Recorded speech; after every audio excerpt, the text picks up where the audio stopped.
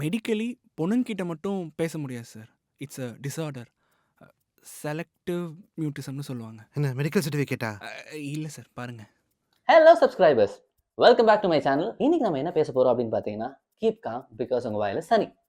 ஏதாவது இன்ட்ரெஸ்டிங்காக பேசலாமே அப்படின்னு யோசிச்சு பார்த்துட்டு இருக்கிறது தான் ஒரு விஷயம் ஞாபகம் வந்துச்சு. நம்ம சப்ஸ்கிரைபர் பாபி அப்படின்றவர் அவர் ஃப்ரெண்டுக்கு இருக்க பிரச்சனையை பற்றி பேசுங்க ரொம்ப நாளாக சொல்லிட்டே இருக்காரு. அதுதான் இன்னைக்கு பேச போகிறோம். அவர் ஃப்ரெண்டு கௌதமுக்கு ஒரு இன்ட்ரெஸ்டிங்கான வியாதி இருக்குங்க, செலக்டிவ் மியூட்டிசம். கேட்கவே இன்ட்ரெஸ்டிங்காக இருக்குல்ல?